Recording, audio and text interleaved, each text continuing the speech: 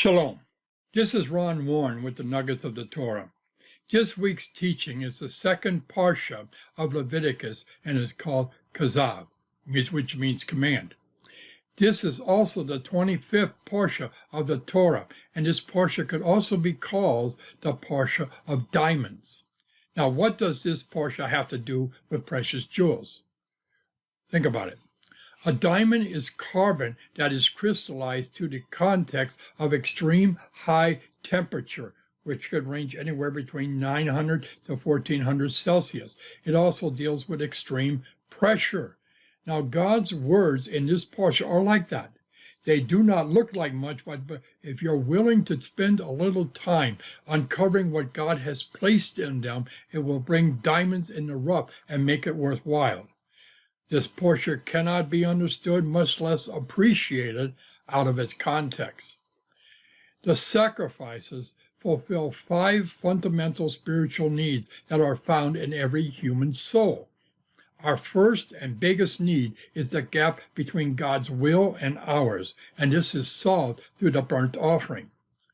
You know, the King James translation substitution of the words burnt offering is not a translation of the word, but it's a doctrinal interpretation of part of the translators. It's actually called in Hebrew, korban olah. That means that which goes up or to ascend.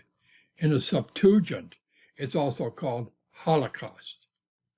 Our second need is when we tend to appropriate or use material things for selfish purposes. We incorporate them into our identity and either turn them into idols or throw them away as useless. This is solved by the use of the grain or the meat offering. Our third need is when we look at other people, friends, family members, potential mates, business acquaintances, and even enemies, as something to use, manipulate, conquer, and or annihilate for our own purposes. And it's the peace offering that is the approach that is used to assist human beings to overcome the issues that arise in personal relationships.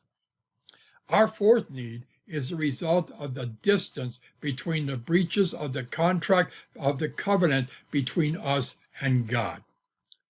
The sin offering empowers human beings to bridge that distance and overcome the inefficiency that they were in. And our fifth need is the stress that results from carrying heavy loads of shame, dishonor, guilt, embarrassment, and fear of exposure. And it's the guilt offering that takes the load from our shoulders and disposes of it. Yeshua fulfilled all of the 5 fundamental spiritual needs when he fulfilled the sacrifices. Let's take a look at the order of the sacrifices. In last week's parsha, you dealt with the order of the burnt offering, the grain offering, the peace offering, the sin offering, and the guilt offering. This week's parsha, the order is the burnt offering, the grain offering, the sin offering, the guilt offering, and the peace offering. Why the difference? Last week's parsha, 𝐍𝐿𝐿𝐿, was a holistic catalog informing the children of Israel what offering to bring, and this week's parsha, 𝐍𝐶𝐆𝐆𝐄, serves as an instruction manual, which deals with the order according to the holiness of the offering. And it's teaching the priest how to offer each type of offering. Now, how serious is this understanding? Adonai does not tell Moses to speak or to teach Aaron. He tells Moses to 𝐍𝐶𝐆𝐵, command Aaron. 𝐍𝐶𝐆 is a very powerful word. It means to command with a charge that is to be executed with speed and diligence, and is only used for situations that have eternal ramifications. You know, a sacrifice that costs us little means little to God. A handful of flour from a poor man means more to God than the blood of 10 goats offered in indifference or pride out of the abundance of a rich man. And yet, a rich man was required to give only 1 goat. as long as it marked true repentance and obedience. Now, if the price is the same for every sin, and the price must be costly to the person offering the sacrifice, ask yourself this question. When the one offering the sacrifice is the God of all creation himself, what sacrifice is sufficient? There's nothing in creation that God needs. The only thing he could possibly give that would be costly to him is himself. So, in the fullness of time, God offered a sacrifice to end all sacrifices. He gave his only son, Yeshua, the Messiah. He could do no less. And when Yeshua offered himself, it was a sacrifice to end all sacrifices. Unlike the bull, the goat, or the pigeon, Yeshua took on the role of sacrificial offering willingly as an act of obedience and love.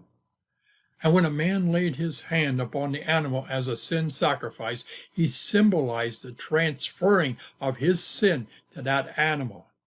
The animal symbolically carried only that present sin of the person offering the sacrifice. A new sin required a new animal. And because Yeshua wound up willingly going to his death, he bore the sin of the world, past, present, and future. Yeshua was the best perfect sacrifice. Because that sacrifice was made, it never needs to be made again. It was complete. Yeshua was also the perfect priest, because he sits at the right hand of God, always interceding for those who come to God through him, and it's because his priesthood is permanent. Every earthly priest eventually dies and must be replaced by a successor. Having faced death and been raised to new life, Yeshua lives forever. He takes no breaks, and he has no need for a successor. And here's the final question. Are you going to reject this sacrifice in place of another? Shalom. Until next week's episode of the Nuggets of the Torah.